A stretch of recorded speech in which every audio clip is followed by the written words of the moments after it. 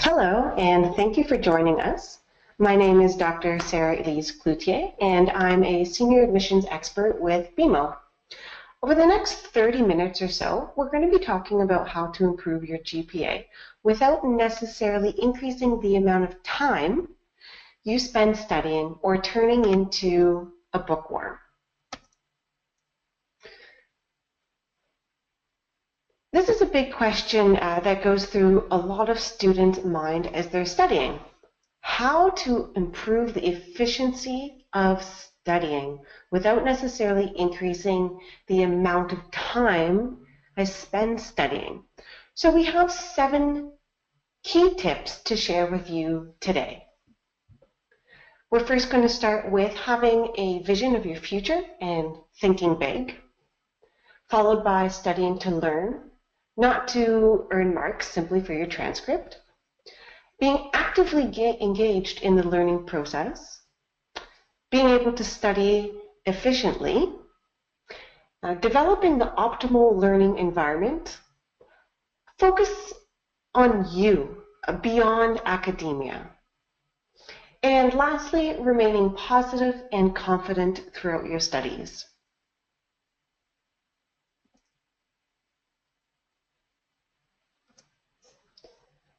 First, you need to think big. You need to have a vision of what your future is going to look like. So you need to have a crystal clear understanding of what you want to achieve. For example, whether that is entering medicine or dentistry or physiotherapy or going on to a master's degree or a PhD.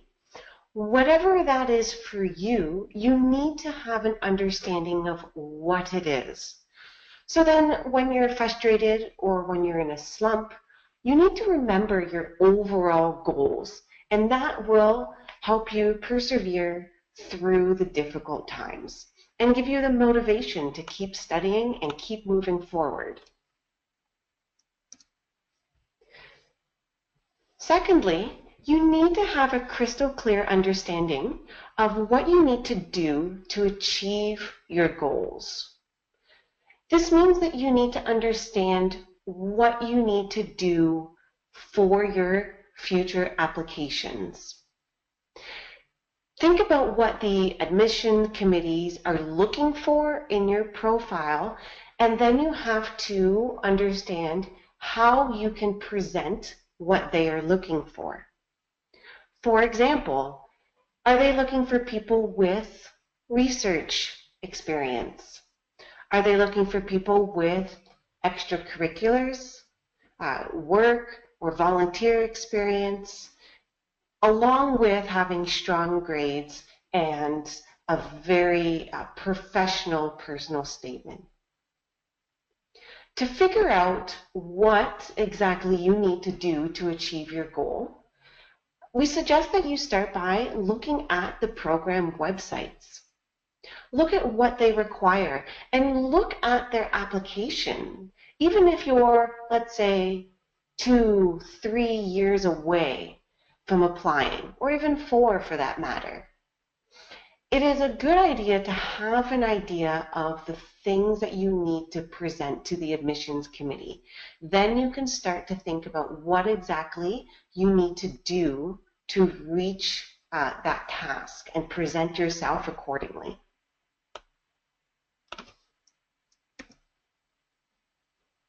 It is also very important that you have an understanding of the big picture, because you need to outline each course that you're going to take for the entire program as early as the summer before you begin your undergraduate program.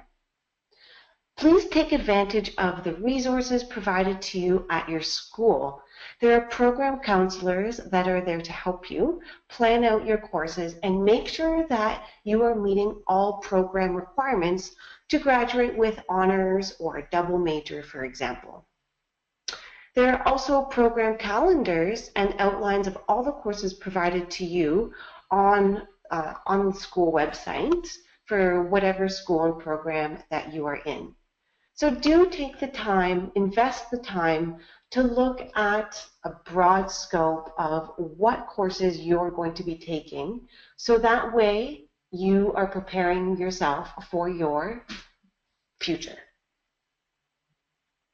It is also important to outline the courses you're going to take and make sure that you have all the courses required to be eligible for the different programs and schools that you are thinking about applying to. Some programs and schools, they require a 4-year undergraduate degree before entering their program, while other schools may require the completion of a 3-year undergraduate degree. So the last thing you want is to be 1 or 2 credits short of even being eligible for admissions to one of your top schools. With this said, it's important that you become familiar with the admission requirements for the programs that you think you may be applying to in the future.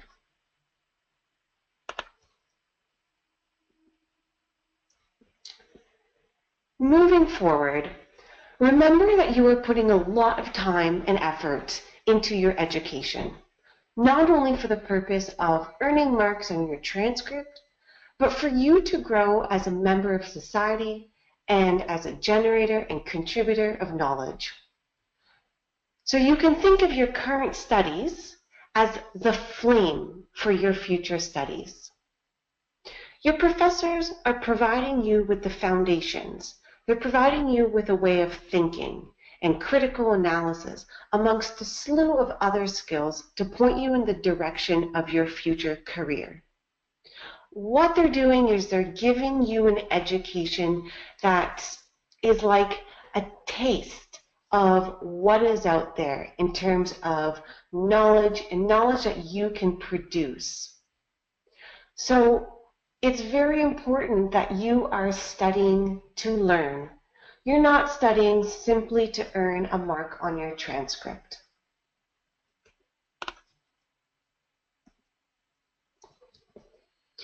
In this case, let's talk about what you can do to truly study to learn and not only to earn those marks for your transcript. The first thing is that you should take classes that are of interest to you. Be hungry and curious. If you're not curious, the program or the courses are not going to be aligned with your passion, which is absolutely critical for your success. You need to be genuinely interested in what you are learning about. Your genuine interests are going to help you retain the knowledge. They're going to motivate you to learn and study.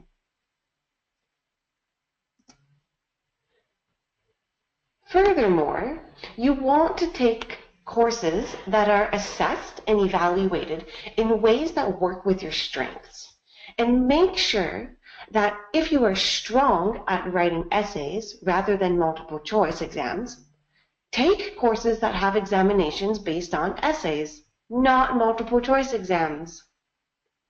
If you can find this information by looking at past course syllabi and speaking with the current professor of the course.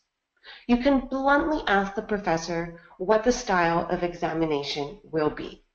This information is generally not secretive.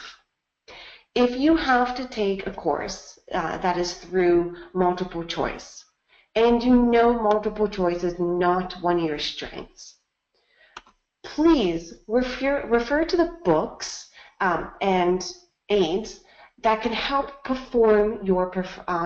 help you perform on multiple choice exams.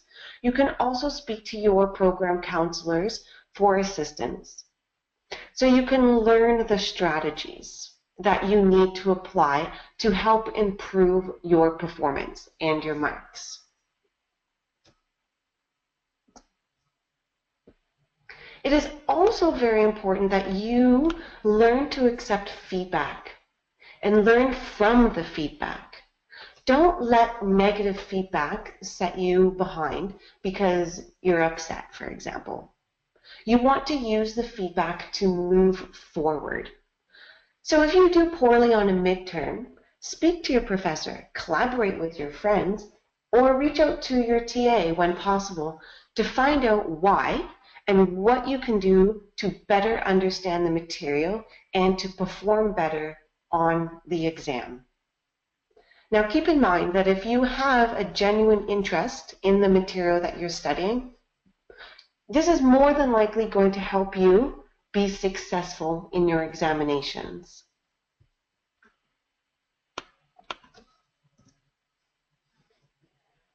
You also want to assess how you are studying.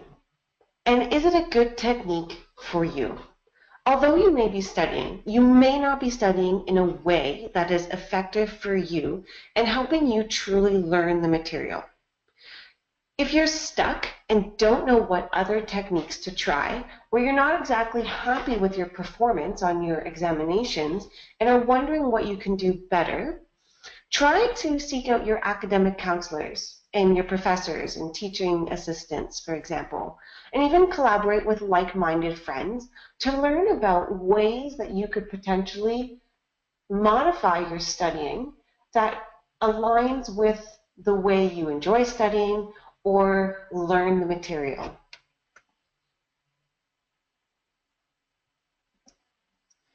Moving on to our next tip. It's important for you to be actively engaged in the learning process. Okay, you're not a passive learner. We're not people who can just learn by receiving material. It is important for you to be involved in the learning process.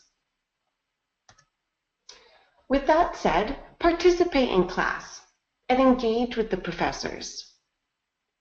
Ways to participate in class may include sitting in front of the class, which can help build your confidence and encourage you to participate in the lecture. Moreover, where you choose to sit in a classroom can have an effect on how professors perceive you. If you sit at the front of the class, it may help your ability to develop a working relationship with the professor compared to students who sit at the very back. There have also been claims that a student who sits at the front of a class performs better in that class. Overall, if you sit at the front of the class and develop a strong student-teacher rapport, your academic performance may improve. It may be because you're more likely to pay attention if you're right at the front, as opposed to the back and more tempted to start texting or checking Facebook, because less people may be looking at you. With this said, it's not exactly clear whether sitting up front leads to better performance or higher performing students simply tend to sit at the front of a class. Now, on the topic of being in front of your class and your professors, you also want to dress for success. Don't go to class wearing pajamas or clothing that you would wear for a night out with your friends. Think about it like this. If you feel uncomfortable wearing something around your parents or your grandparents, for example, you also don't want to wear that around your professors. The way in which you present yourself is important for you and others around you, such as your professors and teaching assistants. There are claims that say the way you dress influences the way you think about yourself, the way you feel, and the way you act.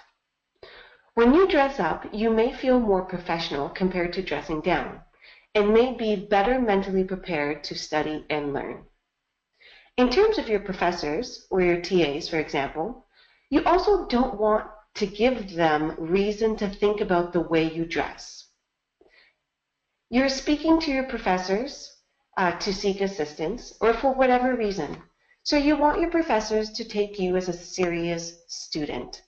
There's no room in there for professors to be thinking about why you're dressing the way you dress. Moving forward, to actively be engaged in the learning process, ask your professors and your TAs questions. This may seem blunt, but there is only beneficial effects to asking questions. Ask them questions like, Is there any advice you can provide me to do well in this course or the next exam? Professor, what is the exam format? Or what can I do to do better on the next assignment? There is absolutely no harm in asking your professors these type of questions.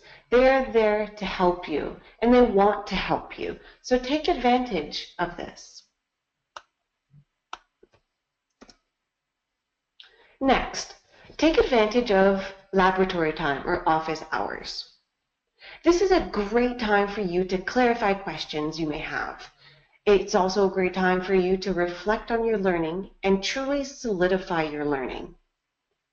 At the same time, you may have the opportunity to develop a strong student-professor relationship, which can lead to superb reference letters or future opportunities such as volunteering in their lab or having work experience in the lab, for example.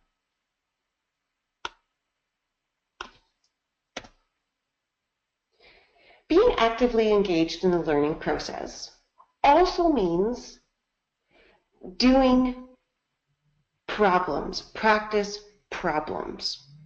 If the course that you're taking involves problem solving, for example, in organic chemistry, in physics, in calculus, what you want to do is you want to go through each concept slowly and do a lot of practice problem before moving on to the next concept. Practice is very important when it comes to these classes, which are based on problem solving.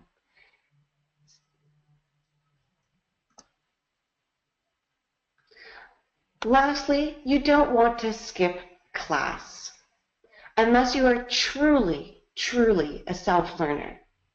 But this is very rare. So there's some reasons why you don't want to skip class.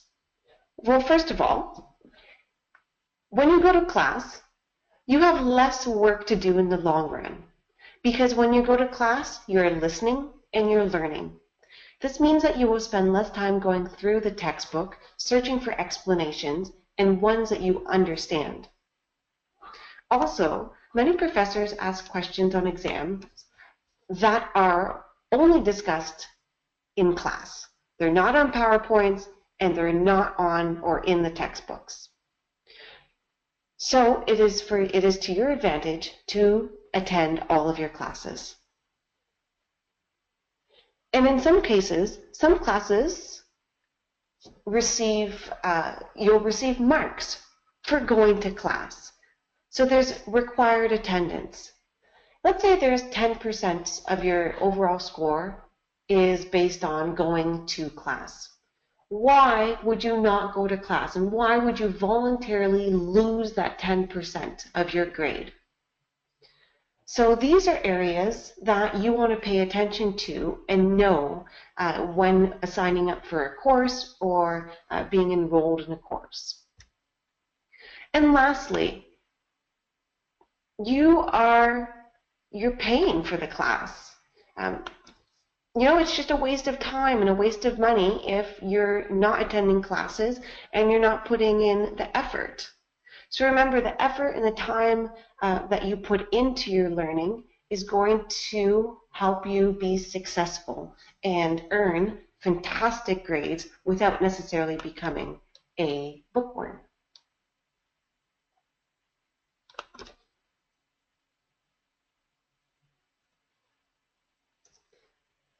Now let's talk about ways in which you can study effectively. Effectively is a key word here because, again, we're focusing on efficiency. We're not focusing on the amount of time you spend studying.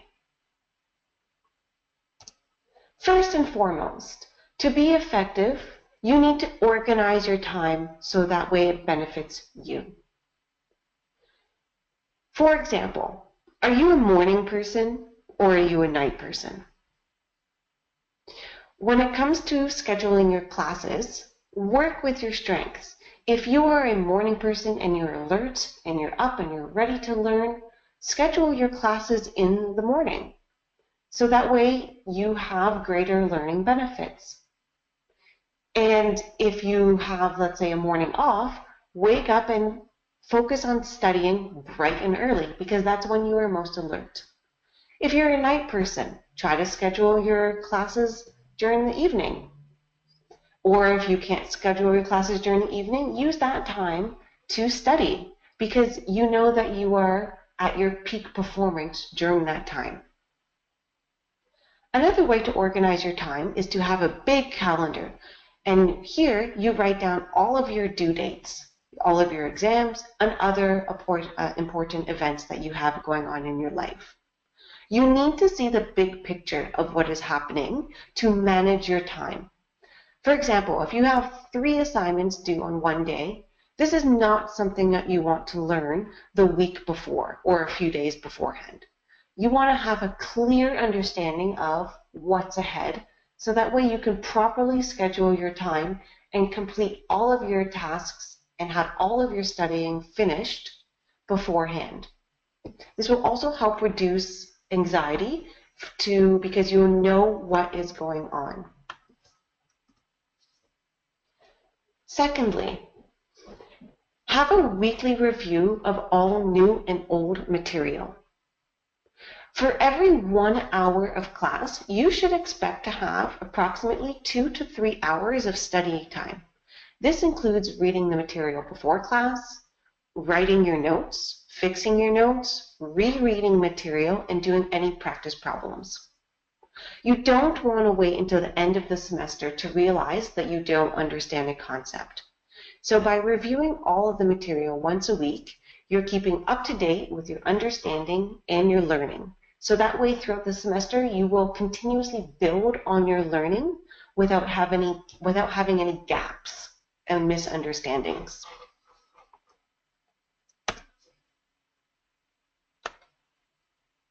You also want to develop a note-taking method that is consistent for all of your classes and that is perfectly clear to you.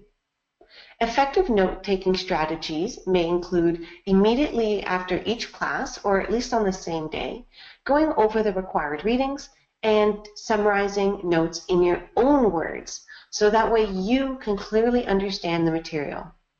Remember that studying is more than memorizing the textbook. It is about understanding the material for yourself and ultimately being able to apply your learning to life beyond academia. So understanding the notes and putting things in your own words is critical to your success.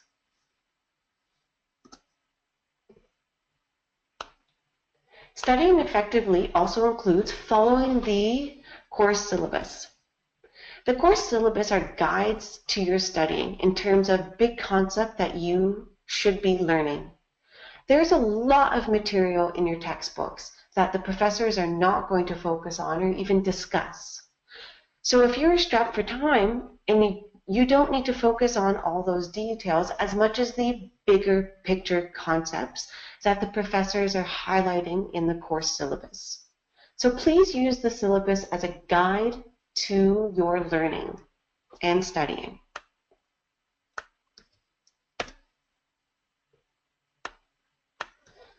Next, it's important to have the 80-20 rule in mind. Okay, so it may be satisfying to check off a list of smaller tasks or learning goals. But the 80-20 rule, which is commonly applied to studying techniques and business organizations, states that you should focus on 20% of the tasks that will generate 80% of the results. For example, focusing on learning the concepts on the course syllabus rather than memorizing the entire textbook. Or, for example, if you have a strong understanding of several concepts but want to review them anyway, this shouldn't be the focus of your time. You may be trying to avoid studying the harder material by studying something less difficult. However, you need to push yourself and study the harder material first. You need to break through with that material, which is maybe more important for your performance on the exam. And then you review the material that you already know. Essentially, Don't study what you already know. Force yourself to study what you do not know and then review what you already know.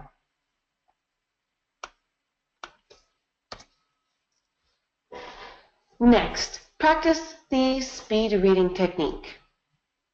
Okay, this is called skimming over the material, in which you don't need to read every single word in the textbook. And lastly, turn off your social media. If you truly want to study effectively, social media needs to be turned off. An article from the Business Insider report reported that nearly 20% of time spent online in the US is on social platforms. Moreover, 14% of the total time that people in the United States spend online was specifically on Facebook. And all trends show that as time progresses, the average person spends more time on social media. This is a problem because if you're constantly checking Facebook or your phone or text messaging or Snapchatting or whatever platform you're using, you are always interrupting your concentration and your train of thought. So every time you check these platforms, you're losing the continuity of thought and you're wasting the time getting back into that thought. So a good strategy is to put aside all of these medias and study without any distraction for 20, 30, or 40 minutes, for example, and then have designated breaks, 10 or 15 minutes, where you can think about whatever you want and check your media sites.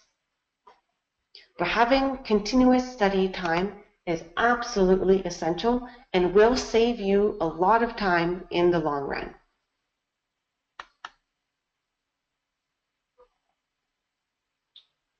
Okay. The next key aspect to improving your GPA without necessarily becoming a bookworm is to develop the optimal learning environment. You need to find your best place of study. Make use of the library or find a room or a study room in your dorm. But regardless of what it is, you need to have a consistent place where you go to study, where you're familiar with the environment and you're comfortable. So that way when you're studying, you are truly studying and not worrying about what's going on around you.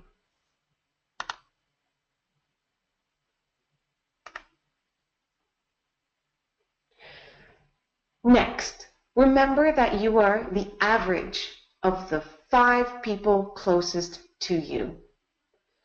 So you want to surround yourself with like-minded, high achievers who have similar goals. You can develop study groups with these people because the people who you surround yourself with and are close in your environment are going to be, in part, critical for your success. So you also might want to make friends with people who you admire. You want to bring these people into your circle, these like-minded people with similar goals to you. So learn about how these people who you admire, how did they get to where they are today? And use what they did to help you understand what you need to be doing to reach your ultimate goal.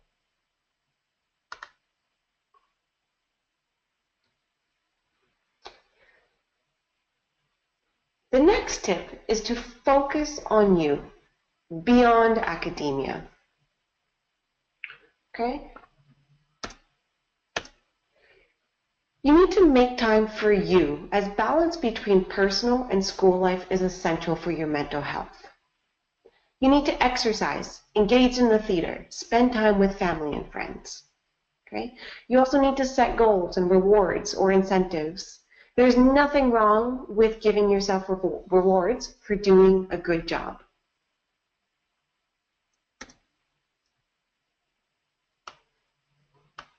Next, sleep. If you're tired, your brain does not function properly. So students largely tend to underestimate the value of sleep, particularly during exam time or periods of stress. The idea that studying longer into the night will help you is not necessarily true. Insufficient sleep can negatively affect your well-being and your sharpness. And we all know that for you to do well on your exams, your brain needs to be sharp. So give your brain some rest, and you need to sleep properly.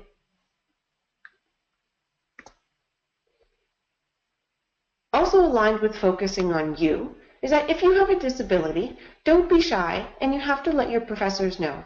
If you need to have extra time in your exams, make sure that you receive that extra time.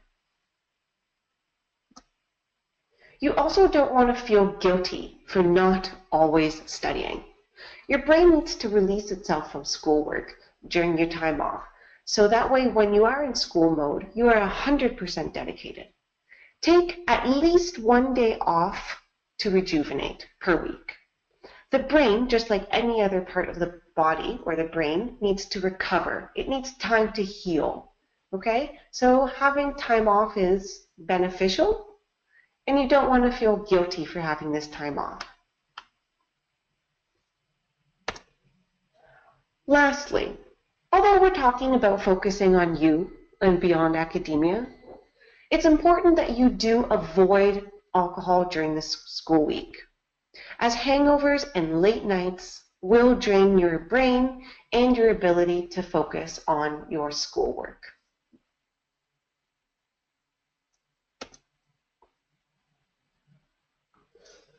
The last tip we have for you is to remain positive and confident. You need to persevere through the difficult times. You also need to celebrate the good times. And lastly, when you wake up in the morning, think about something positive and uplifting.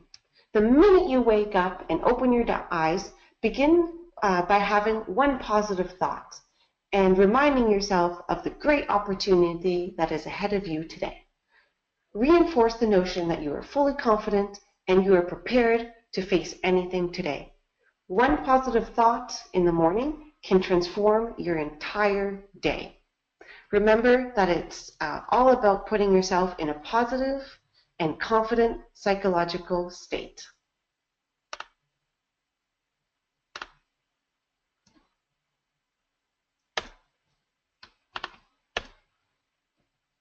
So if you are applying to any professional program, such as medicine, law, dentistry, physiotherapy, contact us today via our toll-free number at 1-855-900-BeMo, or email us at info@bemoacademicconsulting.com for our free consultation.